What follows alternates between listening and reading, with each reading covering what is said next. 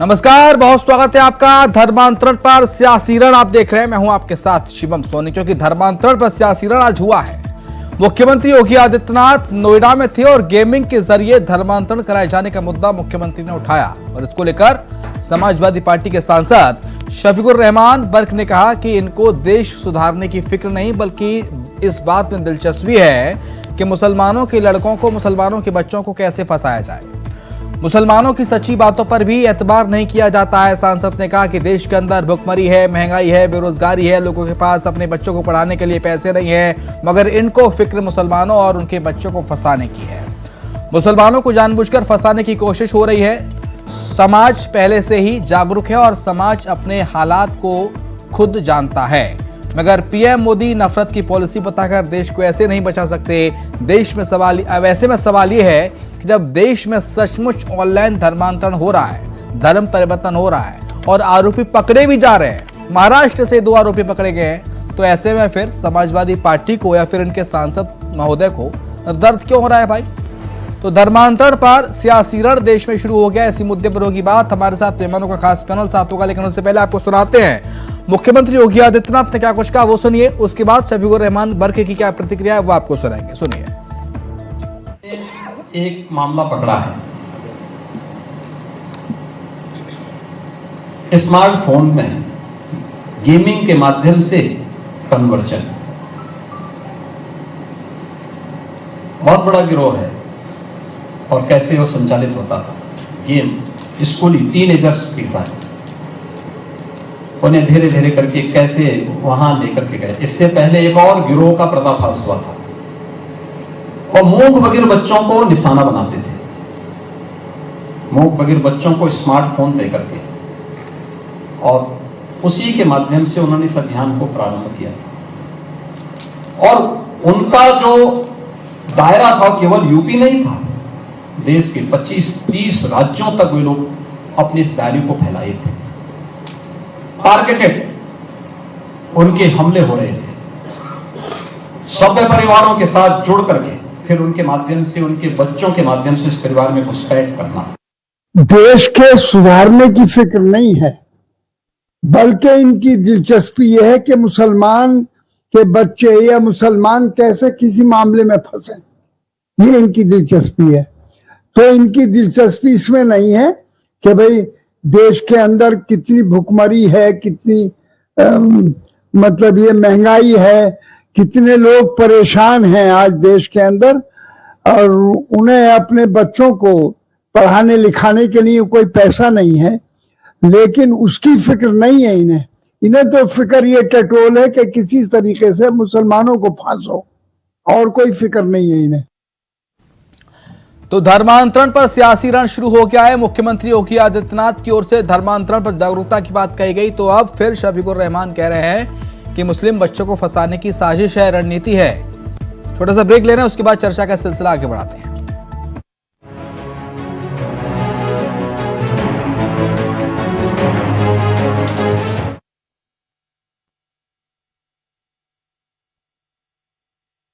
तो ब्रेक के बाद आपका स्वागत है। उत्तर प्रदेश के साथ साथ देश में धर्मांतरण पर अब महाभारत शुरू हो गई है। धर्मांतरण पर सियासी रण शुरू हो गया है, क्योंकि एक तरफ तो ऑनलाइन गेमिंग के जरिए बच्चों का धर्मांतरण कराया जा रहा है, उनका ब्रेन वॉश करा के उन्हें मुस्लिम धर्म में धकेला जा रहा है, इस्लाम कबूल करवाया जा रहा है उनसे एफिडेविट पर साइन करा के। तो जब सूबे के मुखिया योगी आदित्यनाथ इस मुद्दे को उठाते हैं और मंच से खुलेआम कहते हैं कि जागरूक हो जाइए, तो फिर शफीकुर रहमान बयान देते हैं कि मुस्लिम बच्चों को फंसाने की साजिश हो रही है। इसी मुद्दे पर होगी चर्चा। हमारे साथ मोनाली वहां है, साइबर एक्सपर्ट है। बहुत स्वागत है मोनाली आपका। हमारे साथ डॉक्टर सुनील कौशिक हैं, वरिष्ठ पत्रकार हैं। बहुत स्वागत है डॉक्टर सुनील कौशिक आपका। डॉक्टर सुनील कौशिक साहब, शुरुआत आप ही के साथ, क्योंकि योगी आदित्यनाथ तो बस इतना ही कह रहे थे ना कि बच्चों को निगरानी में रखना चाहिए, बच्चे मोबाइल पे क्या कर रहे हैं क्या नहीं कर रहे हैं माँ बाप को देखना चाहिए। धर्मांतरण को लेकर जागरूक कर रहे थे नोएडा के इस मंच से। तो ऐसा शफीकुर रहमान को ऐसी कौन सी बात चुभ गई तो शफीकुर रहमान कह देते हैं कि मुस्लिम बच्चों को फंसाने की साजिश है। क्या एक सपा सांसद होने के नाते, इस देश का सांसद होने के नाते आप पार्लियामेंट में बैठने ये बयान शोभा देता है सुनील कौशिक एक सांसद को? पार्टी बड़ा गंभीरता से नहीं लेती है। हर महीने उनके बयान आते हैं जहां उनकी पार्टी उनसे किनारा कर लेती है। शायद सांसद जी अपने धर्म की हकीकत जानते और सही बात कहते। निश्चित तौर से पिछले वर्ष जब एसआईटी की जांच हुई और पश्चिम उत्तर प्रदेश में वो चौंकाने वाले नतीजे आए, वो जांच में टॉपिक आए, निश्चित तौर से सवाल खड़े कि किसी बच्चे को बाइक दी जा रही है, किसी को नगद पुरस्कार दिया जा रहा है, किसी को कोई गिफ्ट दी जा रही है, और इस वजह से दी जा रही है कि जो बच्चा हिंदू लड़की के साथ संबंध बनाएगा, शादी करेगा, प्यार मोहब्बत का नाटक करेगा। जो उत्तर प्रदेश की एसआईटी की जांच के नतीजे हैं, तो निश्चित तौर से सारे धर्म को या सारी जाति विशेष को दोषी नहीं ठहराया जा सकता, लेकिन ये उम्मीद करता है देश और प्रदेश कि ऐसे कौन लोग हैं उनके पीछे तो इस तरीके की घटनाओं को अंजाम देने के लिए एक नेटवर्क बना करके सुपरविजन करते हैं। तो निश्चित तौर से मुझे लगता है कि समाजवादी पार्टी के जो सांसद इस बात को ध्यान देते और अपने समाज में जो गुमराह बच्चे हैं तो उनको ये संदेश देने का प्रयास करते कि ऐसी सब चीजें देश के लिए ठीक नहीं है। सबको भाई की तरह रहने का अधिकार है इस देश में और इस प्रदेश में। जो भी मानसिकता बदल रहे हैं उनको एक्सपोज किया जाए, शासन प्रशासन को बताया जाए कि आखिर में कौन ऐसे जो लोग हैं। अभी आपने देखा होगा बद्दोवाला प्रकरण, हाँ। पाकिस्तान की 4 आईडी पाकिस्तान से किस तरीके के फंडिंग हो रही थी और एक मेट्रो शहर में रह करके एक व्यक्ति गेमिंग के माध्यम से किस तरीके से माइंड को बदल करके धर्मांतरण करा रहा है। इसमें भी सवाल खड़े होते हैं, क्या इसमें भी कोई और सबूत देने की आवश्यकता है? और निश्चित तौर से जो भटके हुए लोग हैं उनको सही रास्ते पर लाने का प्रयास मुझे लगता है सांसद महोदय को करना चाहिए, और जो भी लोग सवाल खड़े कर रहे हैं उनको गहराई में जाकर के स्वयं समीक्षा करनी चाहिए, उसके बाद बयान देना चाहिए। ठीक है, हमारे साथ मोनाली गुहा हैं, जानी मानी साइबर एक्सपर्ट हैं, देश की साइबर क्राइम एक्सपर्ट हैं। मोनाली, बच्चों को कैसे जागरूक किया जाए, कैसे जागरूक किया जाए ऑनलाइन धर्मांतरण के जो गेम्स हैं इनकी पहचान कैसे हो, कैसे बच्चे इनसे दूर रहें, कैसे माँ बाप अवेयर रहें इस तरह के गेम से, ताकि अगर उनके बच्चे खेल रहे हैं तो उन्हें पता चल जाए कि इसमें इस तरह के थ्रेट्स भी हो सकते हैं।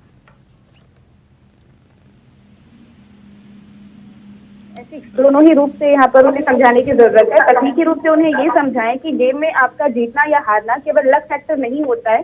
गेम्स में ऐसी प्रोग्रामिंग की जा सकती है कि इतने अटेम्प्ट के बाद ही आप जीतेंगे, या इस कारण से ही आप जीतेंगे, या अगर आप ये कंडीशन फॉलो करेंगे तभी जीतेंगे। तो उन्हें ये समझाना बहुत जरूरी है कि आपका जीतना या हारना केवल आपकी स्किल्स नहीं है, बल्कि प्रोग्रामिंग पर भी बहुत ज्यादा हद तक निर्भर करता है। दूसरी बात यह है कि जब धर्मांतरण जैसे मुद्दों पर बातचीत होती है तो छोटे बच्चे इतनी बड़ी पॉइंट को इतना इजीली नहीं समझ सकते, लेकिन उन्हें इतना जरूर समझाना चाहिए कि कोई भी ऐसी बात जो उन्हें उनके परिवार से अलग करती हो उस पर बिलीव ना करें। और बाहर वाला यदि कोई व्यक्ति उन्हें कुछ भी कहता है, स्पेशली भगवान को लेकर, क्योंकि भगवान शब्द का अर्थ तो शायद बच्चे प्रैक्टिकली भले ही ना समझते हैं, लेकिन इतना जरूर समझते हैं कि एक फेथ सिस्टम है। तो अगर भगवान से रिलेटेड, फेथ रिलेटेड अगर कोई भी उनसे बात करता है तो एटलीस्ट अपने पेरेंट्स से वो जरूर शेयर करें। बहुत छोटे बच्चे भी ये दो काम बहुत आसानी से कर सकते हैं। इसके अलावा बजाय बच्चों से इस चीज की रिस्पॉन्सिबिलिटी एक्सपेक्ट करने की, हमें जरूरत है कि एज अ पेरेंट्स हम इसमें आगे स्टेप अप करें। पेरेंट्स इस बात का ध्यान रखें कि अगर आपने अपने घर पर एक गेमिंग रूम अलग बनाया हुआ है तो बच्चा दरवाजा बंद करके उस रूम में गेम ना खेले। दूसरा, अगर आपने उसे हेडफोन्स दिए हुए हैं गेम खेलने के लिए तो बेहतर है कि आप उसे हेडफोन्स अलग कर दें और उसे कहें कि वो स्पीकर पर खेले, ताकि क्या बातचीत हो रही है आप वो देख पाए, सुन पाए। तीसरा, आपका बच्चा जो गेम खेल रहा है आप प्यार से उससे बातचीत करें, पूछे कि वो कौन कौन से गेम्स खेलता है, कौन से गेम्स उसे पसंद है, और वही गेम आप। मोनाली, सबसे बड़ा सवाल ये है कि इस तरह की जो एप्लीकेशन है और फर्जी गेम्स हैं ये प्ले स्टोर पर इजीली अवेलेबल कैसे हो जा रहे हैं?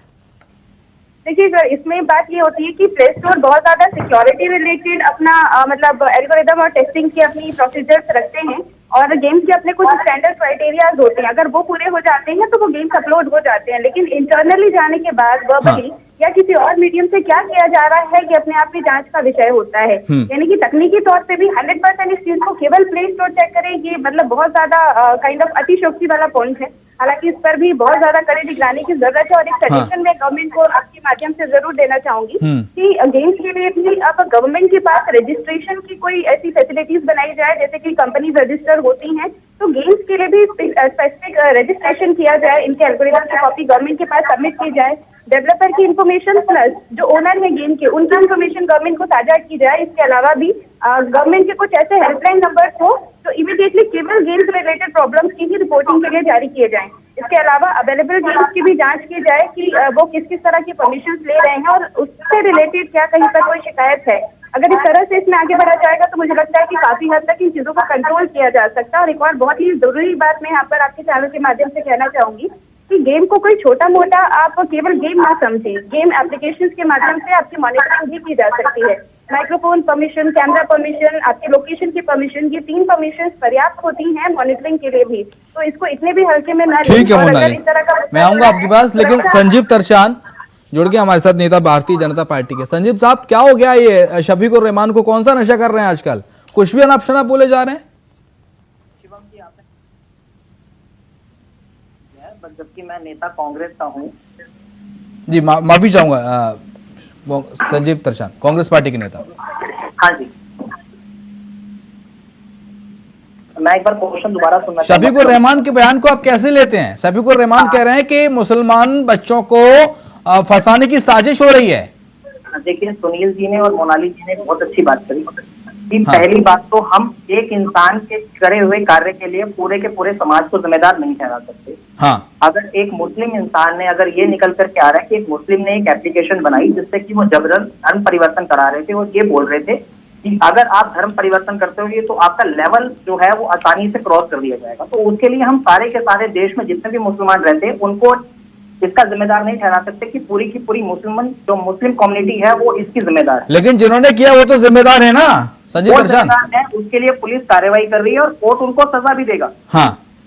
उत्तर प्रदेश पुलिस ने अगर इस रैकेट को खंगाल करके निकाला तो है इनका बयान निंदनीय है। फिर शफीकुर रहमान गलत कह रहे हैं सर।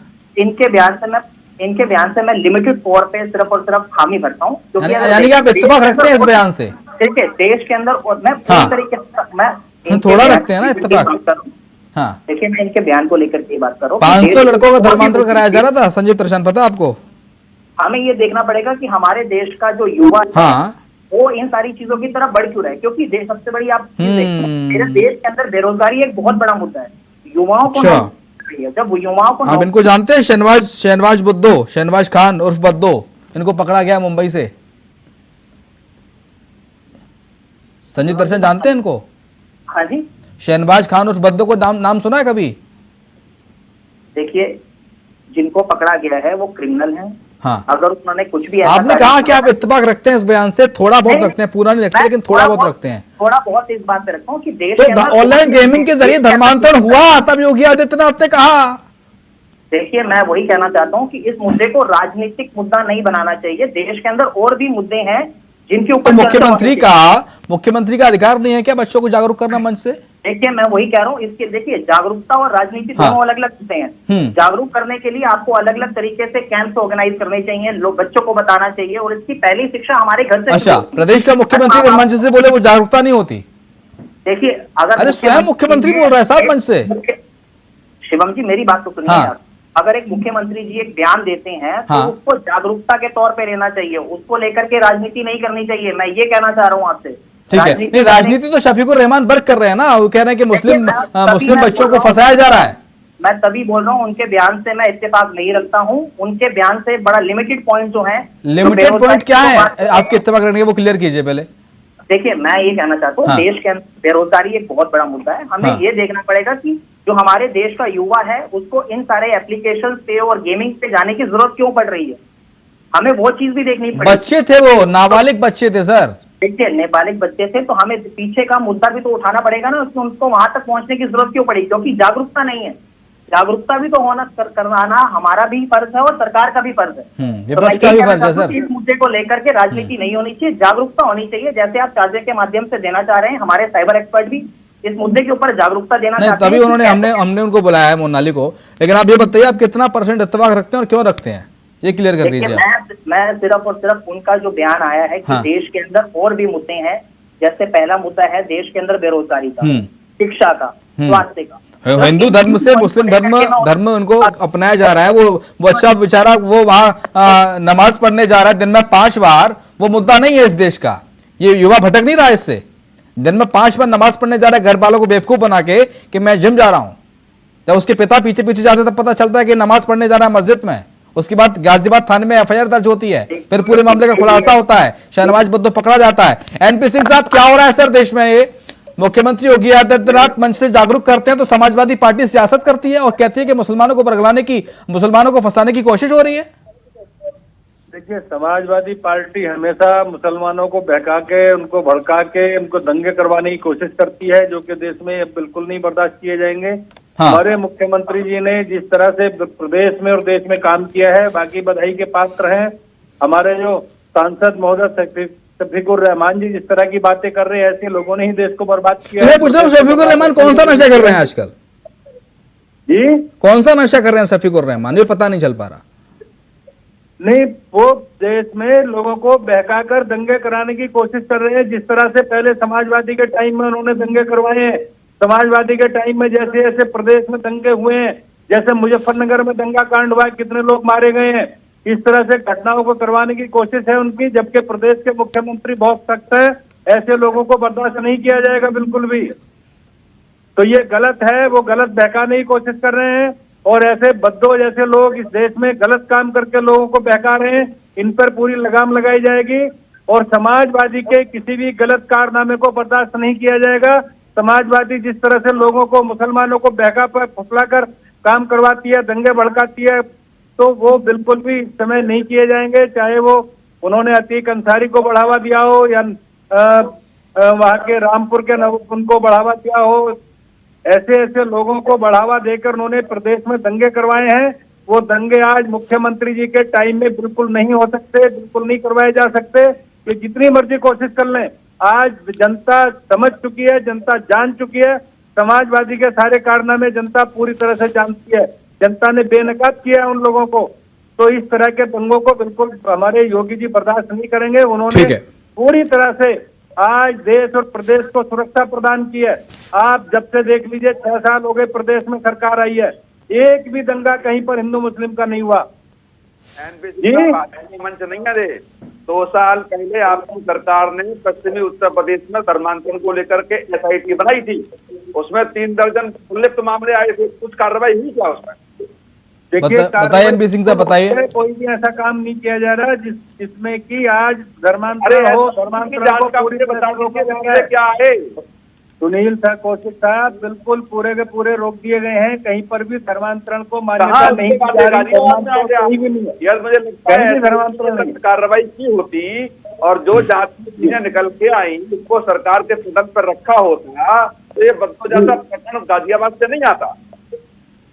सर, हमारे शफीकुर रहमान जैसे लोग हैं, ऐसे जब तक वो अपने कारनामों को करने की कोशिश करेंगे तो बद्दो जैसे लोग पैदा होंगे, उनको रोका जाएगा, उनको कंट्रोल किया जाएगा। वही काम किया जा रहा है। ये लोग यही काम करते हैं, उसी को रोकने का काम किया जा रहा है। सर, मेरी बात का जवाब सिंह साहब नहीं आया। मैं ये कह रहा हूँ SIT की जांच में जो आया निकल के, उसमें हुआ क्या?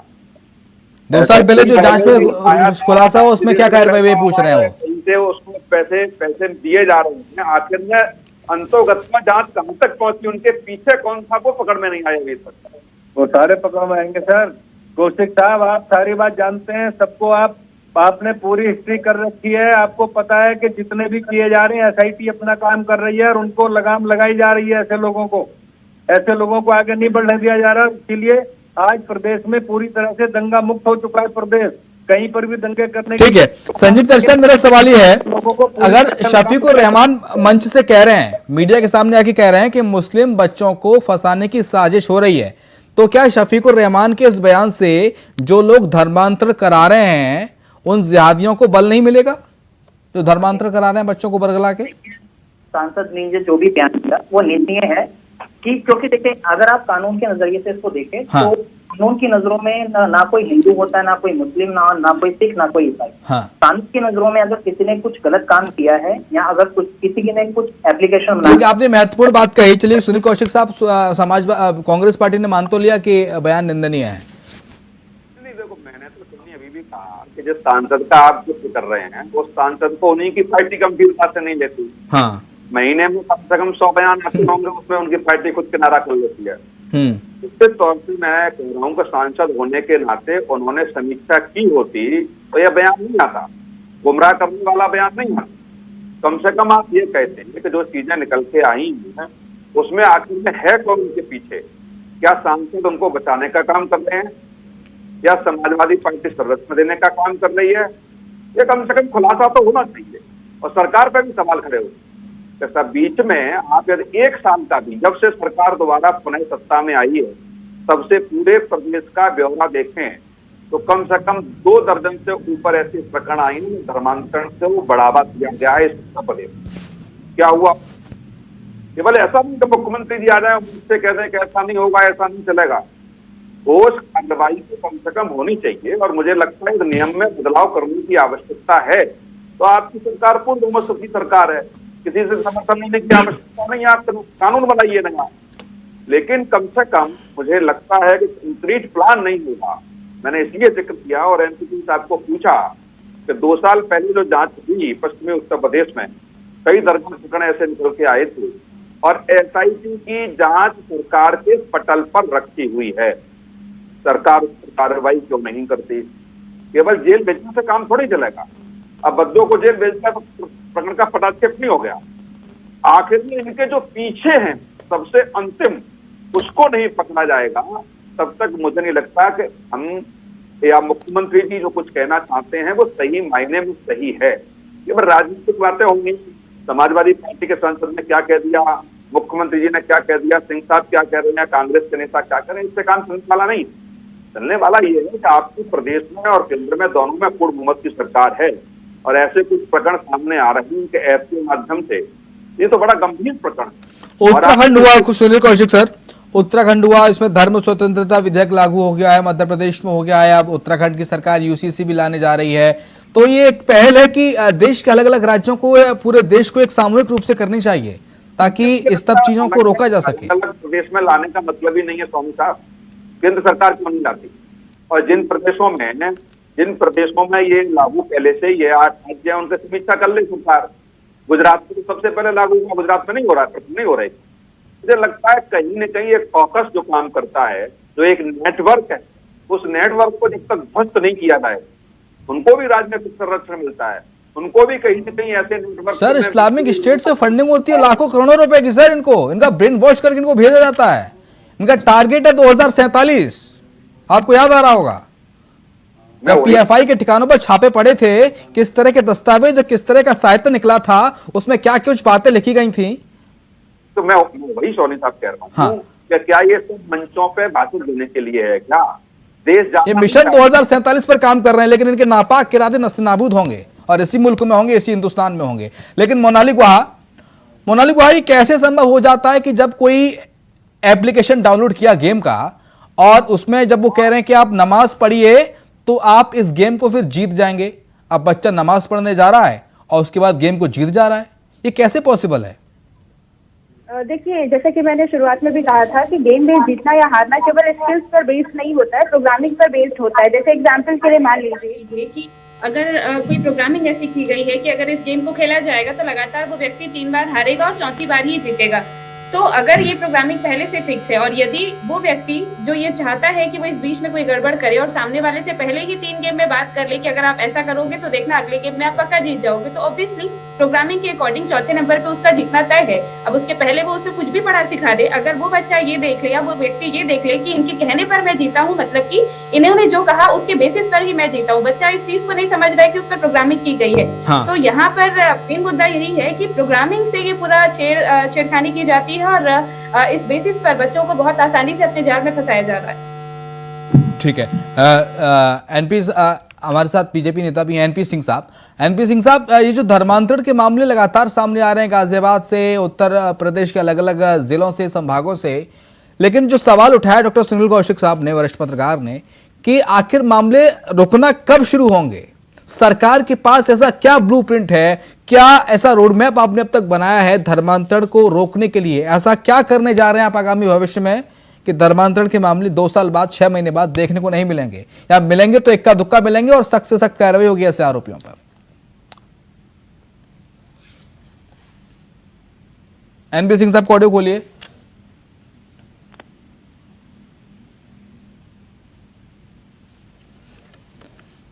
एनपी सिंह साहब, आपने सर म्यूट कर रखा है, आप अनम्यूट कीजिए प्लीज।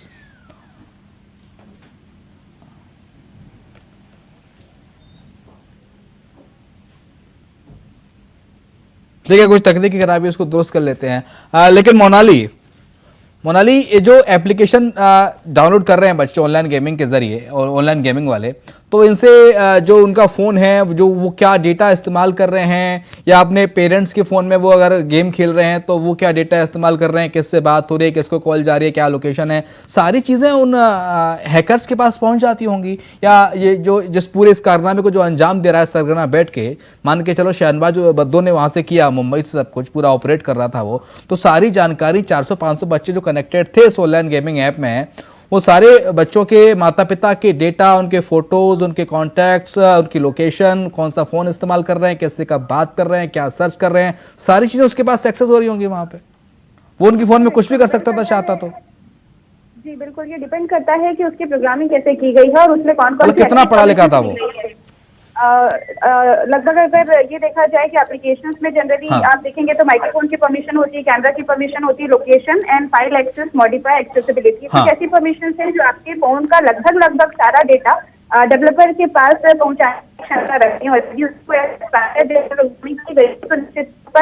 बिल्कुल अगर लगता है कि अगर इसकी एप्लीकेशन की प्रॉपर जांच की जाए तो ये चीज और क्लियर हो जाएगी कि वो किस किस तरह का डेटा रख रहा था, उनके सर्वर में किस तरह के डेटा अवेलेबल है। और चूंकि जैसे कि मैंने बताया कि माइक्रोफोन, कैमरा और लोकेशन की परमिशंस होती हैं, तो उससे कहीं ना कहीं उन्हें ये भी कंफर्मेशन मिल रहा होगा कि बच्चे को जिस तरह की कमांड दी जा रही है वो वहाँ पे ट्रैवल कर रहा है या नहीं कर रहा है, घर के आसपास क्या कम्युनिकेशन चल रहा है, यदि माइक्रोफोन का एक्सेस है, कैमरा का यदि एक्सेस है तो आसपास की जगहों की तस्वीरें भी जा सकती हैं। तो केवल ये समझना नहीं मोनाली, माइक्रोफोन और कैमरे का एक्सेस तो था, क्योंकि चैट रूम बना हुआ था, उसमें चैट होती थी, वीडियो कॉल तक होते थे, है ना, और ये बताते थे कि किस तरह से घुटने टेढ़े करके बैठना है नमाज पढ़ने के लिए। ये सब चीजें उनको बच्चों को सिखाई जाती थी, उनका ब्रेन वॉश किया जाता था।